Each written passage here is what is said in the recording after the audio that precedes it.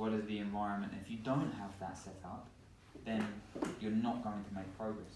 But you see on Instagram and all of these people just go, I was getting a calorie deficit. Oh, that's easy. Why didn't I think of that before? It's not as easy as that. Like, again, we're talking about behaviour. Rather than knowledge, we're talking about behaviour. So what we say is like create a calorie deficit large enough to make a difference, but small enough to be sustainable. Because talked about paleo there, you was in a calorie deficit because you probably removed certain food groups. But you said, oh, I was low on energy, but you lost 2.5 kilos. 2.5 stone. 2.5 stone, sorry. So that's great, but maybe your performance was impacted, your mood was impacted, other things. Oh, I was grumpy as. I removed bread, so that means that you removed butter. There you go.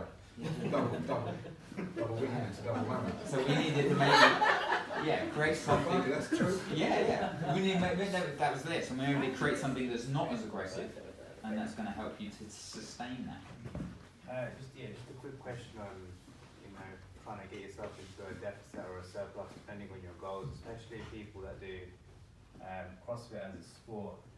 Say, for example, one day we might do like a strength piece and then a Fran, and then another day do like a 50-minute long endurance board.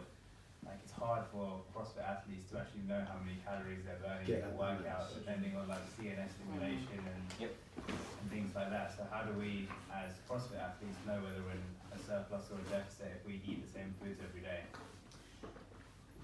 I think that some people can overcomplicate fueling for different sessions.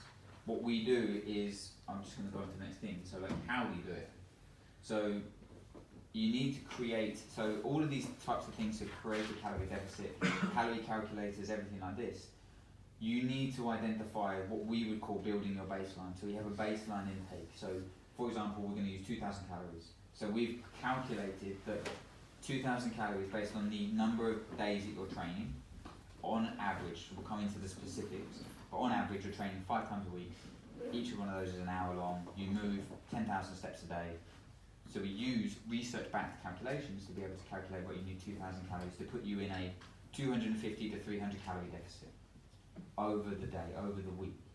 Now, this is where a lot of people kind of get a little bit confused, but you need to be aware of your progress and tracking. So tracking objective data, such as body weight, tracking subjective data, such as how you feel, mood, energy levels, stuff like this. And it's what you do on average that will count. So rather than looking at the specific day of like, okay, I'm doing a gymnastic session that day, I'm doing an engine session the next day, but you've got to look at the whole week or the whole month and identify, like, is my weight on average going down over the week, over the 2 weeks, over the 3 weeks? Because weight will go like this. Okay, it will fluctuate. It's never a linear thing. So when you're trying to get into a calorie deficit and lose body fat or gain muscle, it needs to be something that you continually track and be aware of your changes.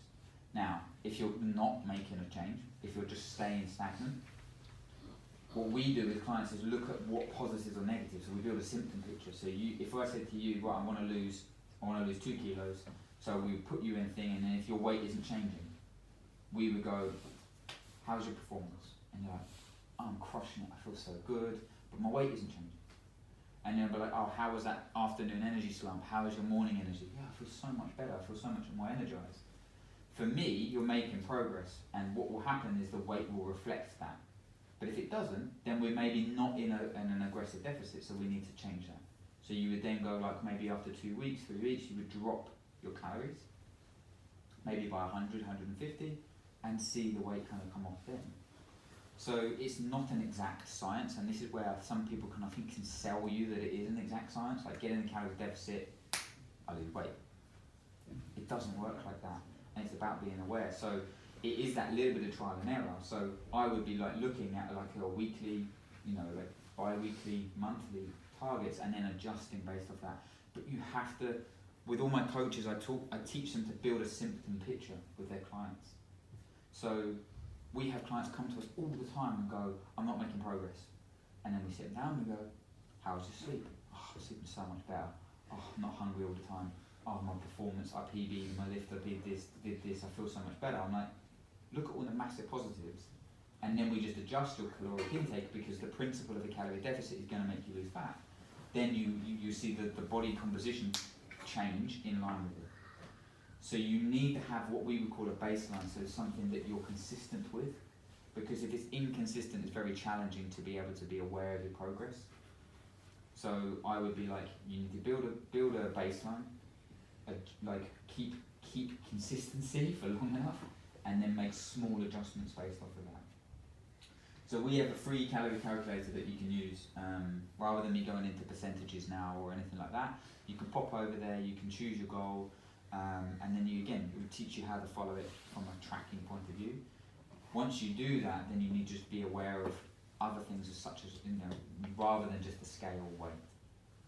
There's so many things out there as well. I'll post this in the future about people that have weighed themselves every single day, and there's a fluctuation of 1.5 to 2 kilos sometimes. So you're like, oh, I'm not losing weight, I am losing weight, I'm not losing weight. So until you're doing it consistently, then you can start to see, I'm actually improving. I'm going to come back on to you because there's a thing about performance and body composition and how we're going to align that as well. So you can just get a free guide and so just help you out with that. But talking about calorie deficit, adherence and consistent and self-monitoring. So this is what it is, that self-monitoring awareness of actually, am I making a difference? Like, am I feeling leaner? If you're just basing it on the scale, maybe I'm putting on a little bit of muscle, maybe inflammation because I'm training harder and it's not changing. But maybe if I took measurements or I took pictures, I'm actually seeing a change. So this is where I want you to be thinking about. I thought I put on the full 2 stones to do CrossFit. You put on how much? I put on 2 stones to 2 do stone. CrossFit. Yeah. That's mental, and I don't get on the scales anymore because it scares me. But I feel better and I look better. There you go. So that's it. I feel better, I look better, I'm training better, I'm probably healthier. But my weight has changed. So it's that distribution of what that weight is. So that's something that. That squat's like a demon. There you go. Yeah. but there's a principle specific adaptations to impose demands. So like you get better at what you do. So if you're doing strength training and doing CrossFit, then yeah, you're going to build more muscle than if you did 10Ks. Yeah. So you have to be aware of that's going to happen because it's natural. But you can drop a bit of weight if you want to. Yeah. Like it's just about identifying what's going to be right for you. So being aware, if you're not assessing and guessing, and again, this is it. Like I want to lose weight, but I'm not tracking my food. I'm not tracking my weight. I'm not tracking my performance. I'm like, well, how do you know? I'm just eyeballing it. Again, until you've learnt the skill, then you can't eyeball. So protein and fibre intake is the next thing. Often, we're actually going to post this on Instagram next week about protein intake and how important it is distributed over the day. And if you're not eating breakfast, if you're eating a very low protein lunch, this kind of then maybe lends itself to a lot more than just building muscle. Like it's so important for satiety, for detoxification, for cognitive function. So you've got to be thinking about this is the most thing. And what do we want to lose? We want to lose body fat. We don't want to lose muscle. So again, that distribution of protein is so important over the day. And often it goes low protein in the morning at breakfast, medium at lunch, low in our snacks, high in the evening. What we want to try and do is just level that out. Then we can talk about carbs and fats. Because at the moment it doesn't matter until we've got all of this built. It doesn't matter. You can be low carb, you can be high carb, you can be low fat, high fat. It doesn't matter if you're trying to lose body fat because just as long as you're in a calorie deficit and you've got your protein intake there. But, as we're going to talk about in a minute, for CrossFit, it's carbohydrate dominant. If you want to perform well, you can do CrossFit in keto or you can do it in low carb, 100%. But what I say is it's like getting to the top of the Empire State Building. I can take the stairs to get to the top of the Empire State Building. That's ketogenic, that's low carb. It can take me a while, but I'll get there. If I want to do it well, I'm going to take the lift. Because I'm going to get there a lot quicker and it's going to be a lot easier. That's carbohydrates. CrossFit is a glycolytic sport. To perform at our best, we need it. Can you do it without it? Of course you can. But you're probably going to die after a few sessions. But you can still do it. But again, I lose, I drop carbs and I lose weight. Yeah, it's because you're in a calorie deficit. You're removing a whole bloody macronutrient group. of course you're going to lose it. So this is again the principle of finding what works for us. Like we're doing CrossFit, I want to perform well, so I need to be eating my carbohydrates just in the right amounts. Now a lot of people use these as an excuse. Your hormones aren't wrecked, okay, if you're trying to lose fat. You don't have a slow metabolism, and you don't have a fat gene. So, you know, just to let you know that these are all, again, excuses, okay? So what we need to find is a method that's going to allow you to work up this pyramid. There's no fat burning supplements, by the way, as well. Just to let you know. So don't waste your money. Stop buying speed.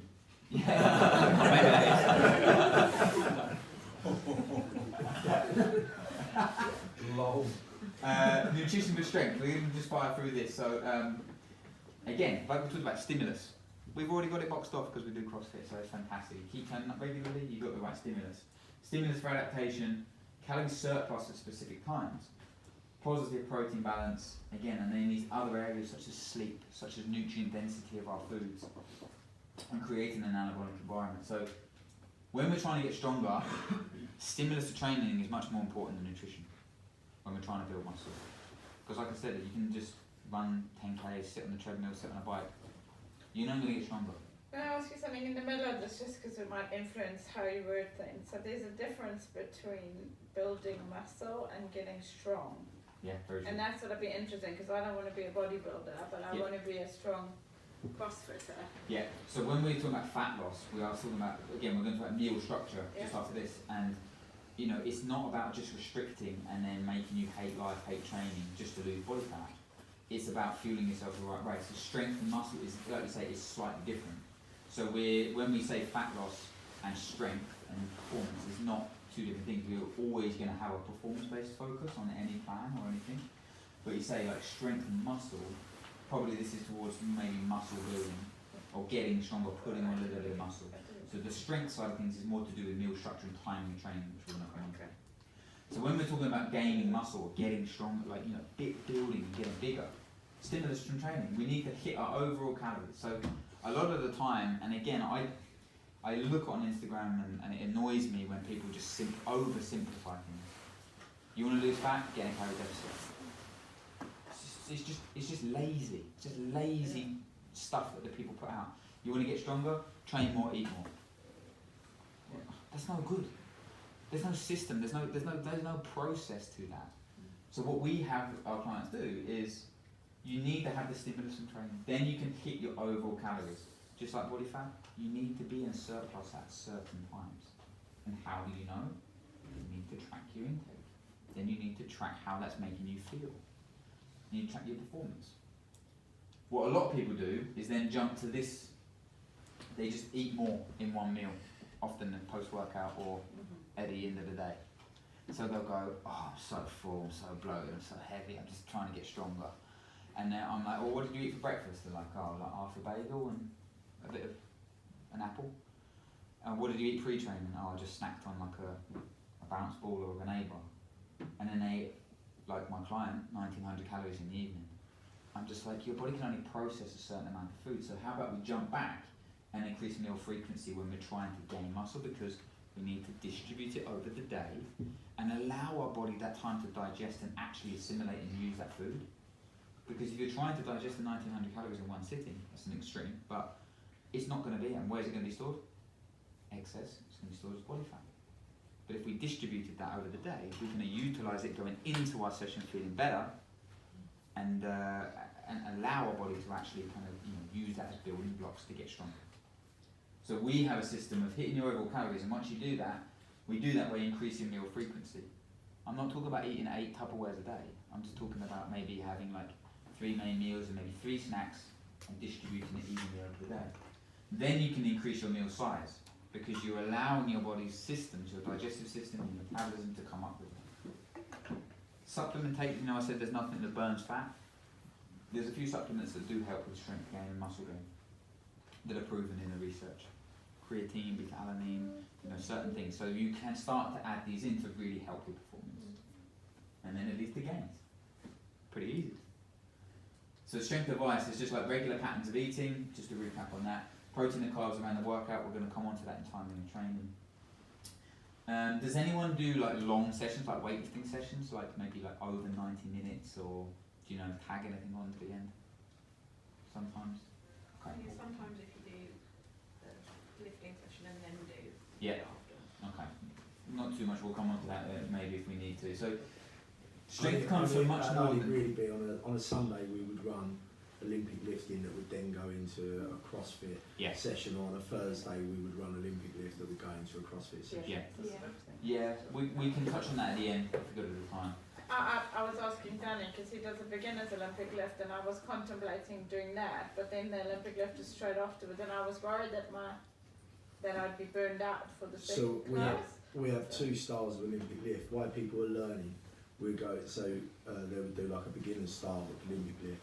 So just keep repeating the movement Yeah. rather than going into it. And then Gemma would do, and when people understand the movement, we would then work on the accessory of the movements, go Yeah. into more detail of it. Yeah. And then we'd do a CrossFit class after. Yeah. So they're both intense but in different ways. Yeah. I think we can talk about that at the end, like talk about intra-workout nutrition, and it's something that I think, you know, is a little bit more detailed and beyond this at the moment, but strength comes from much more than just muscle mass. So talking about muscle gain and strength gain and performance, there's a huge neurological component to getting stronger. Like it's not just the size of your muscle, it's about, you know, technique as well. So if you're doing technique after technique, you're going to get stronger rather than putting on muscle. It's important to go into sessions field, and this is kind of segue. When you're trying to get stronger or fuel your performance, this is something that I ask a lot of people. I'm like, is pre-workout nutrition more important than post-workout nutrition? So a lot of people, especially in the nutrition world, like, what do you eat post-workout? I'm like, don't worry about that. Like, what did you eat pre-workout? We talk about, are you thriving or surviving? So in your session, are you just getting through? Are you like constantly, you know, you thinking about, oh, I can't wait for this to end because I'm super hungry and I'm just lightheaded and can't really concentrate? Are you just getting through, or actually are you really kind of getting the most out of this session? Are you thriving or surviving? So this is why I ask, is pre-workout nutrition more important? Would you rather fuel the fight rather than waiting for the fight to be over? So And is then, sorry. Is it something that you can keep in your cupboard? You know, like a sort of in case of an emergency, or like just like an everyday thing? Smash the cupboard. I worry about my hair and my skin and stuff. If I'm on my pre-workout session, I know I don't get enough nutrients, so at least I know that I've had like the basic, you know, everything that I need in that shape or in that drink. You know, so that even if I'm running around for the rest of the day, or I only manage to grab a sandwich or something, I mean, I know okay to no. but I just would like to know that I've had the bare essentials in something, because a multivitamin, I don't nutrient them, and they make me feel a bit sick. Yeah.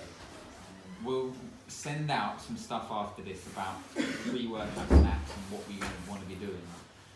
For you, you need to be eating a little bit more. I'm not going to go into this because this is a Don't question. eat like that every day. No. We can talk a little bit about like pre-workout snacks and what you're going to be doing. Do you train in the evenings? 5:30 mornings. 5:30 in the morning? Okay, we'll talk about that in the morning. We'll go into some ideas and stuff. You know, you're talking about obviously gaining muscle. Is it true that it's harder for certain people to gain muscle than it is for others? Look, didn't even segue into this. Oh, like a dream. Hard gainer. Don't give me that. In a way, yes. But a lot of people that go, oh, I can't gain muscle, I'm just like, I look at them and I'm like, you're either not training hard enough with enough volume, or often you're not eating enough, and you're not doing it for long enough. So like, you can't gain muscle. Gain muscle is harder than losing body fat. It takes a long time. If your training age is kind of more than a new beginner, like a beginner, if your training age is maybe like a year, 2 years, like if you gained 1.5 to 2 kilos of actual muscle in a year, I'd be happy. It's tough. It's a long process. So yes, there is kind of a thing, but I'm not convinced. People aren't eating enough, or they're scared to put on a bit of body fat. And this is the it. Don't get caught in the danger zone. So this is where we talk about health, body composition and performance. And what a lot of people do when they're trying to get stronger is, look, as you move to having that as your primary area of focus, you might move away from being healthy and being performance, because being an aggressive, I mean this is the end of that thing. You move away from being healthy and your performance might suffer. So as you kind of get into a more of an aggressive calorie deficit, is it healthy? No, because you're restricting your nutrients. You're restricting the amount of food that you're eating and nourishing your body. So no, of course it's not healthy. And is your performance going to be good? Probably not, because you're under fueling. If we're just focusing on pure performance, and we're talking about elite athletes, it's not the healthiest way, because to get the required amount of calories to train for 5 hours a day, we can't build it around quinoa and sweet potatoes. Like, you need to maybe have some sugars and stuff like that. So maybe it's not the healthiest thing. What we want to do is just try and kind of get in between and have a primary area of focus. What a lot of people do, I'm not saying it's you, it's me, is when they're trying to get stronger and put on muscle, I'll put on a little bit of body fat and then I'll restrict my calories because I'm like, oh, I don't want to get, oh, I still want abs, whatever. So I don't actually then so then I don't get abs and I don't really get stronger, and I just kind of stay in this little danger zone here of just kind of doing everything but not really doing anything. And this is where hard gainers come in. So yeah, it is a little bit. That's why I said you don't have the fat gene. Everyone could lose body fat. Again, it's awareness. And often the people don't account for those coffees, those teas, those biscuits, that little bit of hummus and whatever before eating dinner, licking the spoon on the peanut butter. I'm sorry guys, I'm sorry, but it happens. And you have to get that detail if you want to get consistent. So, look, I know them all because I've done them all, so I know, you can't get away. So actually, how do we set our nutrition up? Like, actually, how do we do it? This is something that, again, we're gonna go into a little bit more detail over the coming weeks and months through our programming here. I always like to say this, like starting your diet on a Monday. Tell me how it's going to be different this time.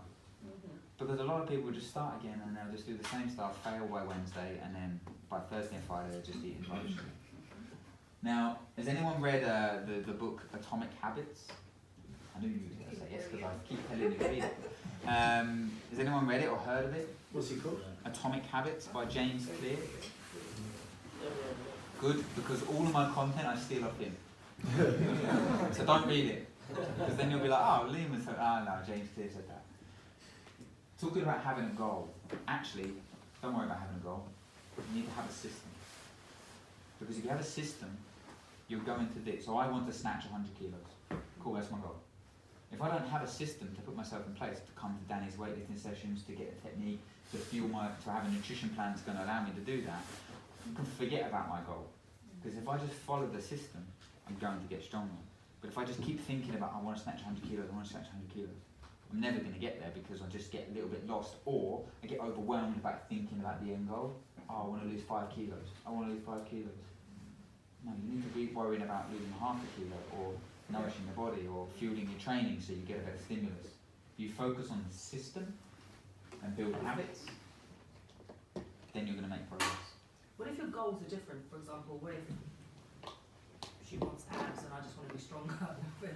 How do you tailor your, nutrition around that? Because technically those are both goals, but they're also very different, and you fuel them differently. Yeah. We have a fat loss program, and we have a strength performance, and a muscle gain program. So you just need to identify which is your primary goal.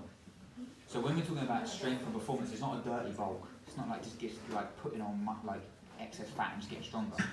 It's about, and fat loss isn't about just stripping away body fat, 21-day shred, and whatever. It's about identifying your primary goal, and that's why we split them, as opposed to just having something that you just follow. And you, again, that danger zone, just being aware of what your primary goal is. Now, over the year, over the month, over whatever, you might change. We have people go on to our fat loss, then go on to our strength, and then come back onto the fat loss. It doesn't matter.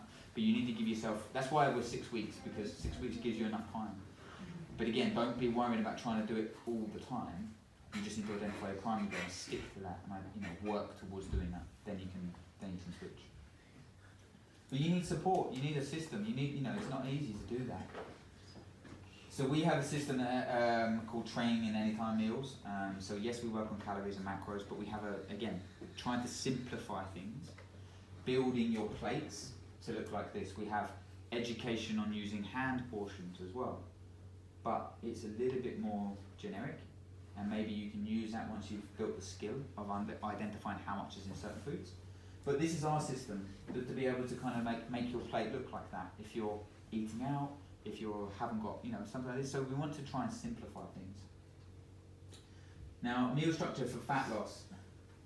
I like to say everyone, I have used fasting, and we do use fasting in some of our client, more specific programs, but I like 3 meals and 1 snack. And then people go, what? I can only eat 1 snack a day? I'm like, yes, 1 snack. But you can eat 3 main meals: breakfast, lunch, snack, dinner. No matter when you train, you can fit that around, okay? 1 training meal, which is slightly higher carbohydrates, slightly lower fat, slightly lower fibre veg, because this is going to help you to perform better. Now, whether you put that in pre-workout or post-workout, again, this is something that we work with you to be able to identify. But we don't want a load of fibre, we don't want a load of fat around our workouts, because this slows digestion. We don't want it sitting on our stomach. We want something that's easy to digest. It's going to help fuel our performance or refuel efficiently. Anytime meals, we need to be nourishing our body. So a little bit more veg, a little bit more fat to help our recovery.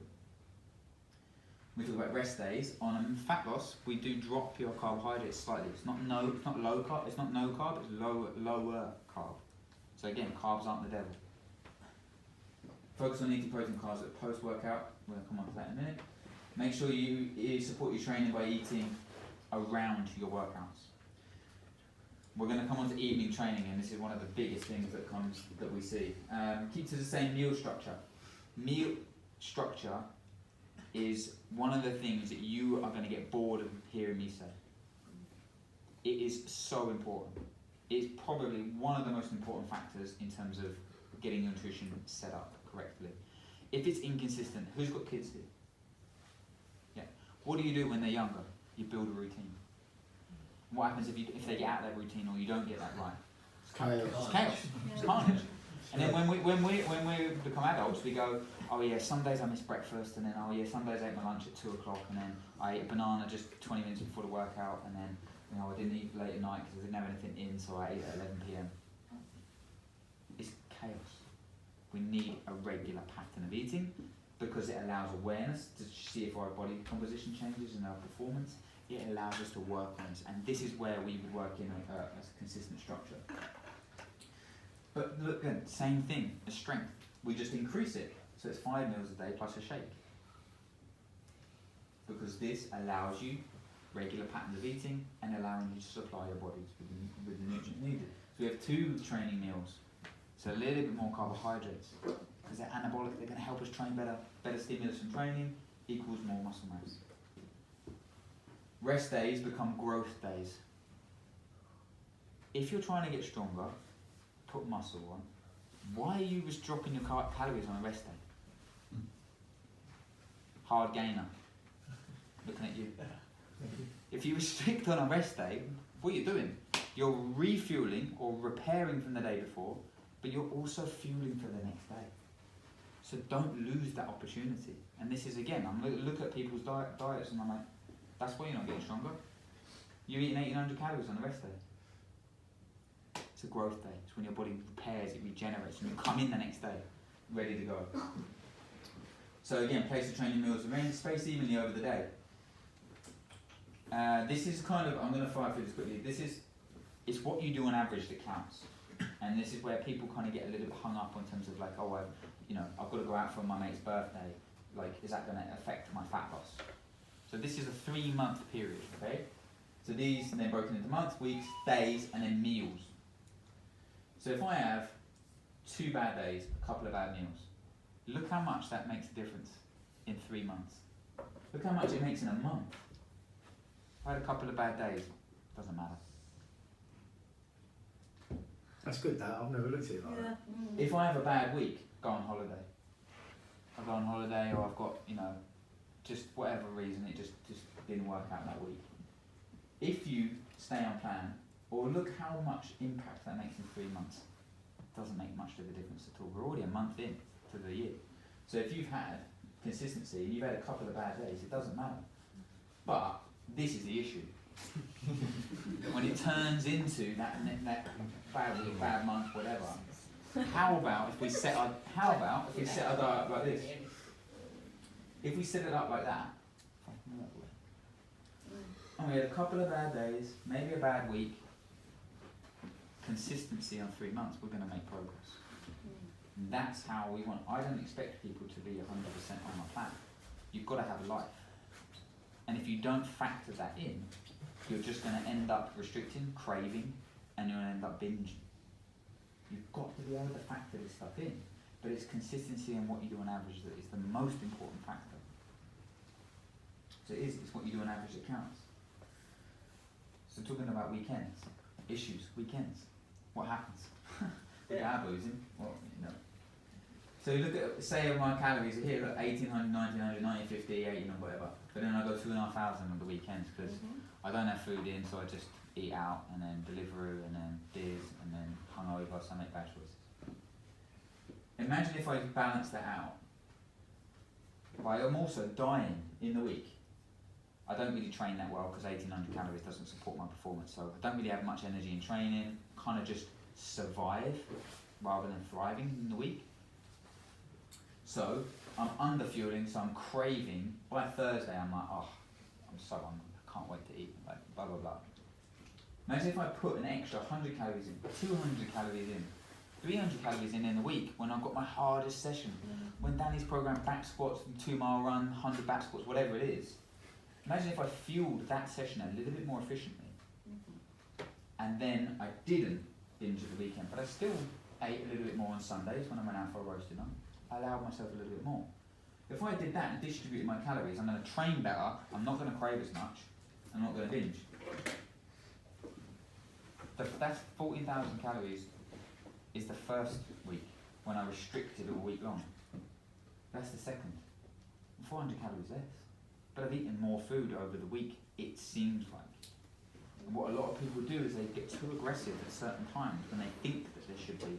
And it's physiology. You know, there's only so much willpower. So you need to be thinking about kind of getting that set up. So just to kind of start to wrap things up, it's ending on tracking your intake for 3 days a week. That's what we want, because you want that awareness. Calculate your calories so you have an awareness of energy balance. I don't expect people to get super detailed on numbers, but you need to have an awareness of where you're at, because that's going to allow you to change your body composition, fuel your performance, know if you're eating enough to fuel that session. If you're looking at specific sessions, did I feel good eating 350 calories before my weightlifting session? No, I felt too bloated, felt too full. Or did I, okay, well maybe I need to drop that down a little bit. So you need to be aware. Make one small change. One of our clients says she felt overwhelmed with all the things that she should be doing, shouldn't be doing. We get you to track your current intake because I want to make small changes to your current diet. Rather than going, here's 15 new recipes, you've got to make loads of things that you don't ever make or have in the cupboard. If we look at your current diet, I'd be like, yeah, just add that in and remove that. And you're like, oh, it's pretty easy, I can do that. And you can see the impact and you can slowly build on it. It's like coming in, Danny wouldn't be like, oh, first in the session, like, right, 660 kilos on there, stick that above your head. It's progress, maybe, we don't know. But, you know, yeah, test. Not that I want my wife to be with. Yeah. But again, it's like we jump here with nutrition, but actually in training, we always make these small steps, and we want to do that with this setup. And then just do that every 2 weeks. One or two small changes every 1 or 2 weeks. And consistency, awareness. Who trains in the morning? Issues. Eat to not eat? Can't eat before 5:30 class, I can't imagine. You shouldn't train fasted, apparently. It doesn't matter. You've got to find what works for you. What you can do is maybe trial having something like liquid nutrition, maybe a small snack, see how you feel. One of my clients trains fasted every day, and he does lifting twice a week. I was like, mate, just take like he's got a recovery shake he was taking post-workout. I was like, just take that. It was 2 to 1 carbs, so more carbs, a little bit of protein. So take that pre-workout and then sip a little bit through the first bit of the session. And he was like, dude, I felt so much more energized. But he was drinking a 300 or 250 calorie drink and then eating a 700 calorie meal post-workout. I'm like, why are you taking a shake if you're going to eat your breakfast like 10 minutes later? Talking about post-workout window. Post-workout nutrition becomes more important if there's no pre-workout nutrition. But if you've eaten or something pre-workout, you don't need to rush it. Sorry, when you're saying shake, what do you mean by that? Sorry, it was like a recovery, like a protein and carb shake. Right. So it had like protein, and it had like a Vitago or cyclodextrin, which is a carbohydrate powder. So I thought you were talking about Thomas chocolate milkshake. If you're trying to gain muscle, then I would be against it. So I do that after a workout with creatine. Yep. But I don't eat, so then I struggle. Yep. So is it worth me doing that before the workout? You say you don't eat? I don't eat before. Yeah. It's too early. At certain sessions, I would say probably that you want to be trialing that. I would probably say start with any kind of strength-based weightlifting, something that isn't burpee box jumps, pull-ups, handstand push-ups when it's going to be sloshing around, or something that's a little bit more stable. Trial it with that to see how you feel. Again, you're trying to fuel for the work required. I'm going to be trying to break. I'm trying to get stronger. I'm going to be breaking down my muscle tissue here. So you need to be thinking about, maybe I could go into that session with a little bit more energy, a little bit more circulating fuel, instead of breaking down my own stores. Try it with the strength and the weightlifting first. That was just an example, but again, it's not bad to train fasted. But if you're just getting through, you've got to be looking at like, well, what can I change? Maybe eating pre-workout is correct, or maybe it's the night before. Your pre-workout nutrition becomes a little bit more, and this is often the case when people are trying to lose body fat when they train first thing in the morning. What happens is, don't eat carbs at night. Carbs make you fat. So they don't eat carbs at night. They don't really eat well for the rest of the day. So they come into their morning session underfueled. So I would say your pre-workout nutrition becomes the night before in your training in the morning. So look at your own, don't get hyper-focused on day to day, calorie deficit on a day. Look at the whole week and look at trying to think about that. Hydration is really important. It's such a crucial thing and so overlooked, especially for training in the morning. So getting up and trying to hydrate, especially through the session, is essential. Post-training.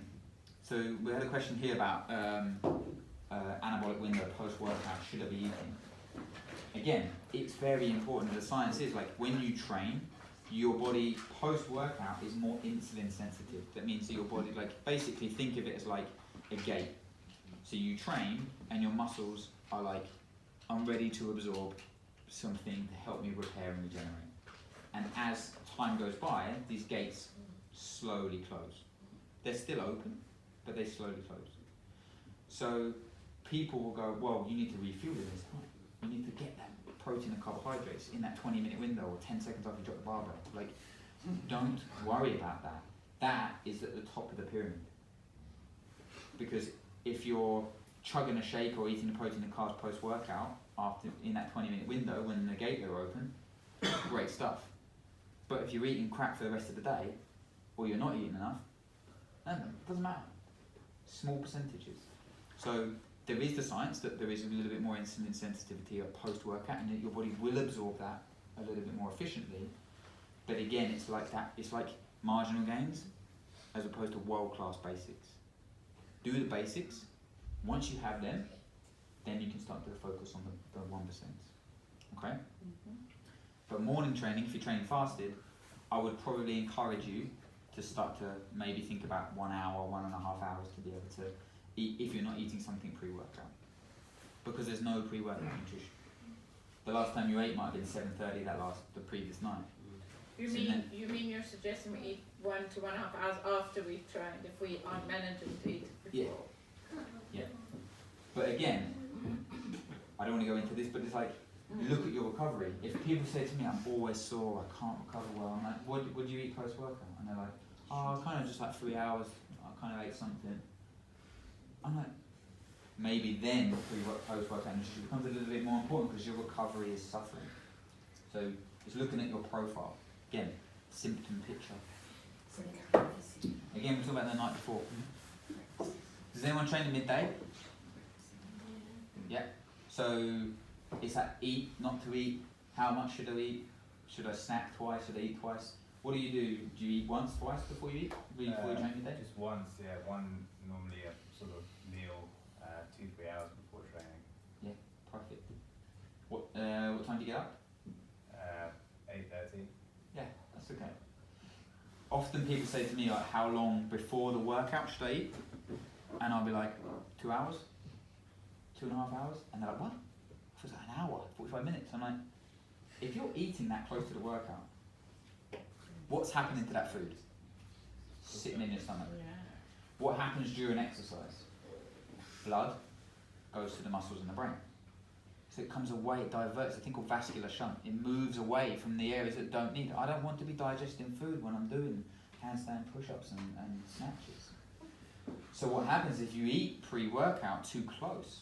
You get bloated, you feel sick, and then you get that horrible feeling. 2 to 3 hours is perfect because what happens is that food is getting digested and actually utilised as fuel. So you'll go into that session feeling good. So I think that's perfect. What I was saying then, if you're feeling a little bit lower on energy, you might push that breakfast back and then have something smaller leading into the workout. Or using something that's liquid-based that is more readily absorbed. Fruit juice, a carb powder, whatever you want. Would you say that about an hour before if you're going on a protein, about an hour? Yeah. But it's tough. It's what is your goal? So it's just like, for someone that's trying to get stronger or put muscle on, I'd be like, maybe eating twice or larger before you're working out is a good thing. If you're trying to lose body fat, maybe you need to kind of structure it and maybe eat a little bit less. But post-training, is post-workout nutrition more important? Well, there's pre-workout nutrition, so maybe not as important. But again, it's meal structure. Sometimes when you train at midday, your meal structure can kind of get a little bit thrown out because you're eating lunch at 2, 3 o'clock sometimes. So you've got to be looking at trying to get that pattern of eating in. So the rest of you train in the evenings? You train in the evenings? Yeah. Food over the day, my favourite one. Eat lunch, get caught in meetings, forget to eat. Oh, I'm on the way to the box. Oh, my session's at 5:30. I haven't eaten. Oh, I'm not really that hungry. Then you get here. Oh, I'm starving. Oh my God. Should I eat? Should I not eat? Get through the session. A little bit lightheaded. All of a sudden, you haven't eaten for 8 hours. What happens is, on the way home, snack, eat, overeat. Look at the distribution of those calories over the day. You haven't fueled the session. You've just then eaten post-workout. So imagine if you took 300 calories and put it in pre-workout. How much better you'd feel coming into that session. That's the key. Structured snacking. It's the most important thing for that evening meal, 2 to 3 hours. People said to me, but Liam, I'm not hungry at 3:30. I'm like, no, I know, but you're hungry at 4:15, aren't you? Yeah. How much better choice are you going to make at 3:30 if you plan it in structure? So important. Pre-workout meal, post-training. It's tough. Evening training is tough to eat in post-workout, so I would say you need to be prepared. You need to have something that's quick cook, no cook, in the freezer, something you could pop in the microwave. Because getting back and asking you to cook at 9 o'clock is not something that we're going to ever ask you to do. But you need to be prepared. Because again, you're not going to make the best decision. Just like you don't if you haven't got snacks prepared in the office, you're not going to be prepared if you there. Is it bad to eat that late, like at 9 or 10, because quite often I'll cook food at 10 o'clock? Yep. Like I said, nutrition isn't black or white. No, it's not bad. But if it affects your sleep, if it is causing you to gain, you're gaining body fat, then I would be like, look, maybe you could have something prepared so it doesn't take you half an hour to cook. So you can eat a little bit earlier, have that bit of downtime and then go to bed. But it's not bad at all. Eating pre-bed is not bad. It's fine. As long as you are feeling like you're making progress and it works for you. So yeah, it's absolutely fine. It's the same question. Yeah. But again, it would be like, if you're wanting to gain a specific goal, I would look at it and say, is that the limiting factor that's stopping you from gaining muscle, losing body fat, recovering, sleeping well. Is that the limiting factor, or is it actually that I'm eating too much in the day, I'm not eating enough in the day? So that might be something that we don't need to worry about, but it's not bad at all. Does anyone struggle to sleep after evening workouts? Sometimes. Also, I've got this weird habit of waking up at 2 a.m. Yeah. And then Yeah, I wake up a for that. It's like reverse insomnia. I think we'll do in the future we'll do a workshop on sleep, because Yeah. there's so many different factors. Like waking up at 2 o'clock, it might be due to a drop in blood sugar levels. So, you know, when you eat late at night, you get a surge of insulin and blood sugar, and then what happens is you go to sleep and then the blood sugar drops because your body digested it and then stored it. So then you get a drop in blood sugar, it wakes you up. We see this a lot with different clients when they don't eat, you know, and often again blood sugar drops or it goes haywire. So there's certain factors, but it's beyond the scope of this today. But definitely we'll do some stuff on that. Again, eating late, if your sleep is affected, it might be the composition of that meal. So we might put a little bit more fibre, a little bit more fat, a little bit more protein to balance it. Or it might be something that's you know, the type of food. So again, lots of different things that might affect that. Does anyone do double sessions, morning and evenings? Yeah. Like, does anyone like, we don't really talk about you know, CrossFit Games actually because they're boring. But did anyone watch Rich Froning when he done the thing about intermittent fasting? Yeah. Yeah. And he was like, I can't do an American accent, so I'm gonna do it. Graham can do it. Can you say, yeah. So Rich Froning recently, you know, and excuse me, Rich, for saying this if it's wrong, but he was like, intermittent fasting was the one thing I've changed, and my testosterone levels have gone through the roof. Okay, so my take on it was that Rich beforehand, he's working with RP, who are amazing, but he was eating breakfast, then he was training, wasn't really eating that much, maybe taking a shake, then training again, then kind of taking a shake, then eating big in the evening.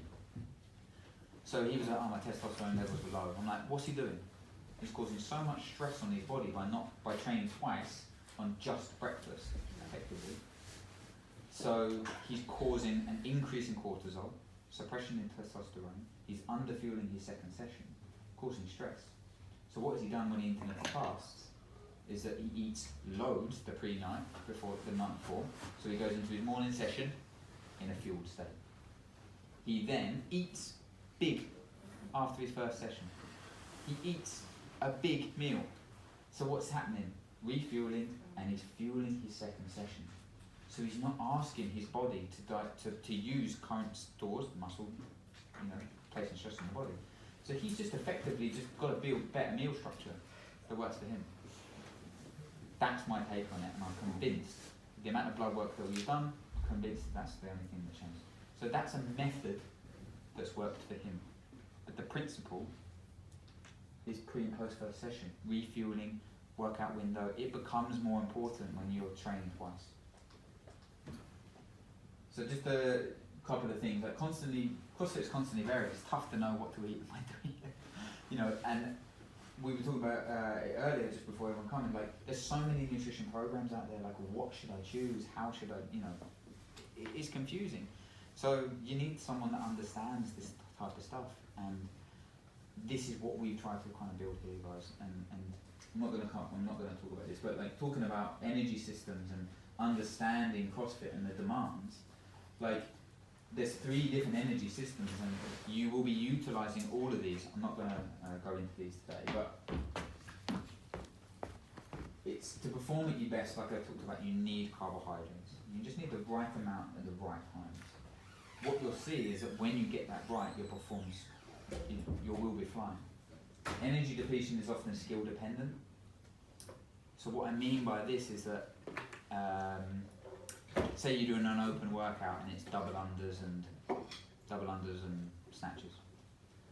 If that session will be completely different for every single person, the calorie burn in that session. If you're efficient at double unders, I'm ripping through then and I'm hitting 50 snatches in that session.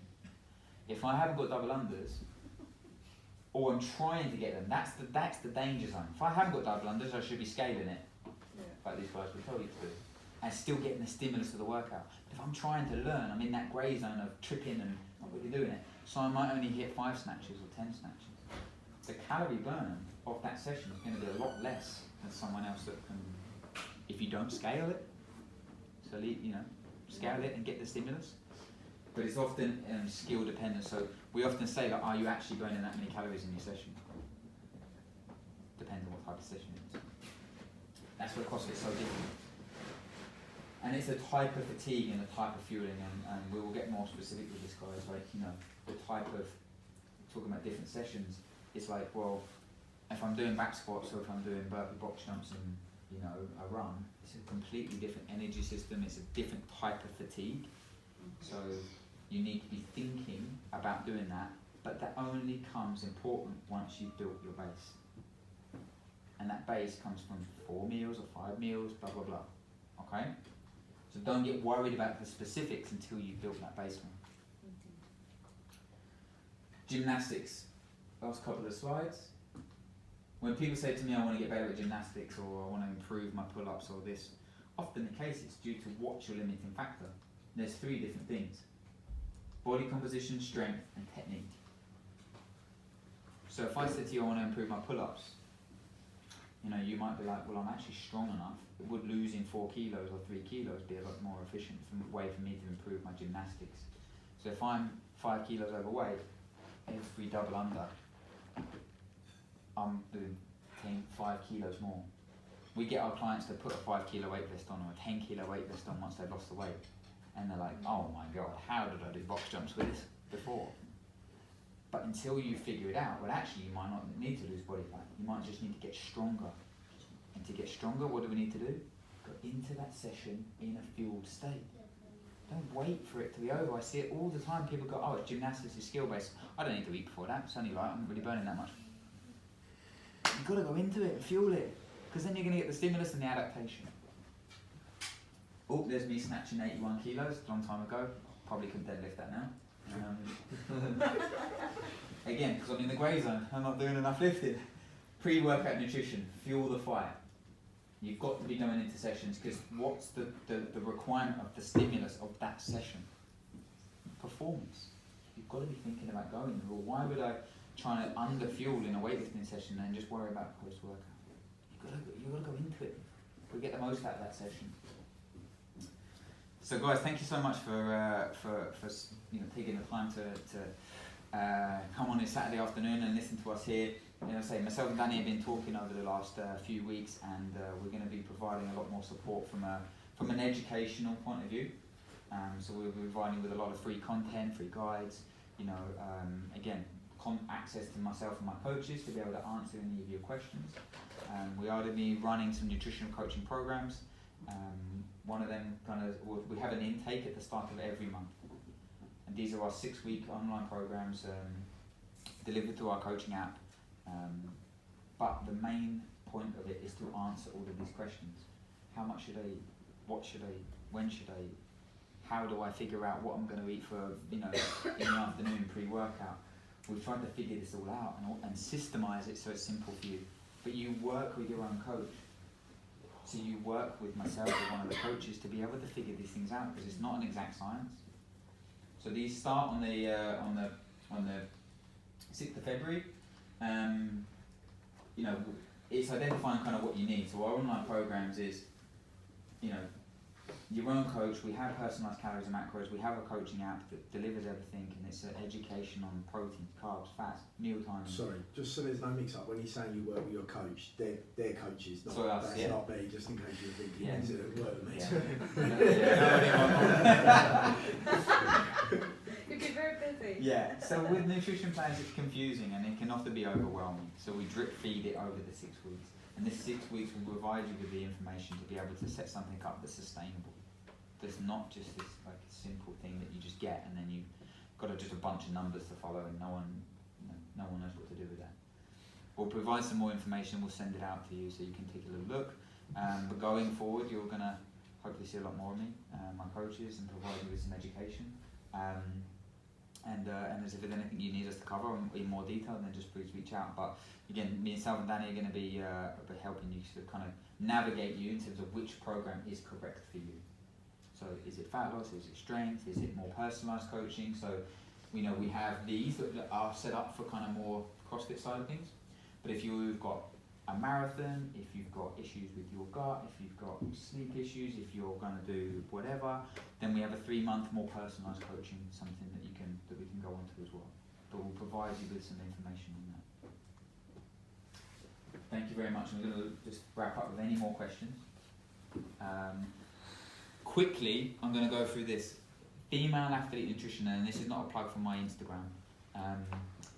But if you're worrying about gender differences in terms of what you should be eating, like go onto our Instagram, we have some stuff on female nutrition to be able to eat around your menstrual cycle, what you should be kind of focusing on. So there's a couple of four posts on kind of how to do that. But generally the principles don't change. The principles of nutrition are the same, but there might be specific considerations. So I definitely say all the females to go and check out that. Is that the same? Do you have something for males as they're getting older, DHEA dropping off, testosterone, so on and so forth? We're almost finished our master's. I mean, I'm good. nutrition. I'm just saying, I'm good. Yeah. I'm asking for great. Thanks, mate. Not you, Thanks for doing that for me. But for the same, for master's nutrition or as we age, yeah, there are specific considerations. We are very, very close to finishing a lot of content on that. One of the biggest things is, as we age, the requirement for protein is increased. So you need to eat more protein because your body's metabolism to be able to digest and assimilate and use this protein is diminished as we get older. So you need to distribute your protein more in and actually go above what maybe the recommended doses are. So you need to get a little bit more to get the same benefit. I'll send some stuff on that. We're very close to kind of finishing this. We do also, so I'm a trained phlebotomist, so we can take bloods, and I very, very, very lucky when I was in football clubs to be able to have a big budget to do a lot of blood testing. This is something that I would advise people to do, but we'll cover this. But getting an idea of your blood levels, testosterone, DHEA, zinc, magnesium, these types of things, would be a very beneficial thing. And then you can look at, like, maybe as we age, obviously hormone production kind of, it becomes a little bit more important. But as we get older, the master side of nutrition, obviously just a change in metabolism, but one of the key things, one of the most key things, is distribution of protein. And it makes a massive, massive difference. Body type nutrition, it's a gimmick. You don't need to eat for your body type, because you can change your body type. Like I'm an endomorph. I'm quite slim. I could easily be 10 kilos heavier. I'm just eating like crap.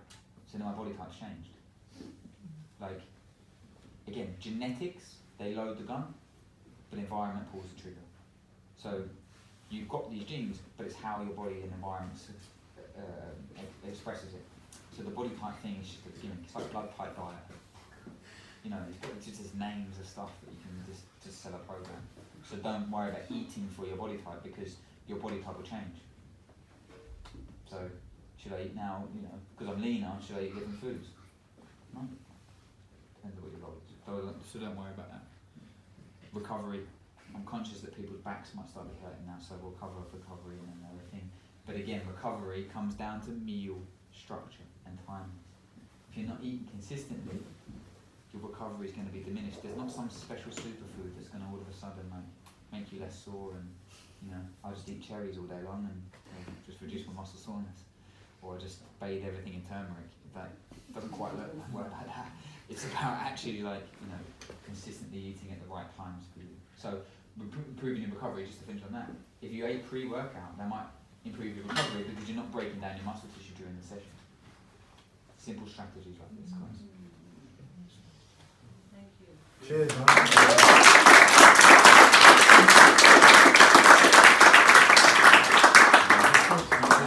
So, look, guys, don't worry about too much. I'm sure you might have questions for Liam or whatever. What we're going to do is we're going to get an email out to everyone. We're going to send it out to all the members anyway. I've videoed it for the people who can make it. And this today was about educating you even more, as much as we could.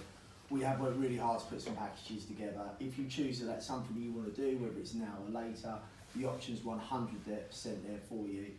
Value for money, which is always something that I focused on. You guys know I do, this is why I do seminars. I'm like, no, we don't charge here as little as we possibly can to make sure you're getting the most of your membership. So if you want to see content, value for money, for something that shows huge results, there is, and I've looked, there is no one better out there than these guys. They are the best at what they do, and I can promise you I've done all the homework for you, otherwise you wouldn't be standing in front of you today. So we will send you out an email, all information, any questions you've got. Liam's details will be on there as well, so feel free to reach out to him. And once again, thanks very much, mate. Thanks for coming. Everyone with Liam as well, get a photo of you all. We're all piling, everyone piling there. Liam, jump there, and then we get a quick photo of everyone. Tom, will you smack the light on for me? So let's get a photo. Everyone piling.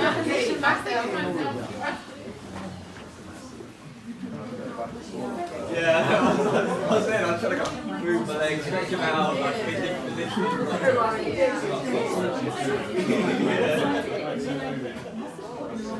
Come on, Telly, get in now. Mika. That's it, Mahir, that classic smile you do. Right, ready guys? 3, a little bit more, get in a little bit more. Squeeze in. 3, 2, 1, and thanks very much. Cheers, guys. Thank you. What can I do?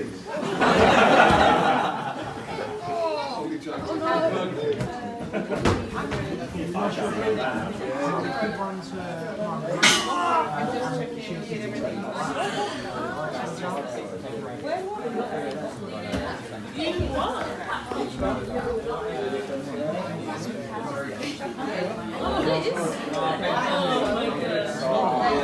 my god. Oh, wicked. Yeah.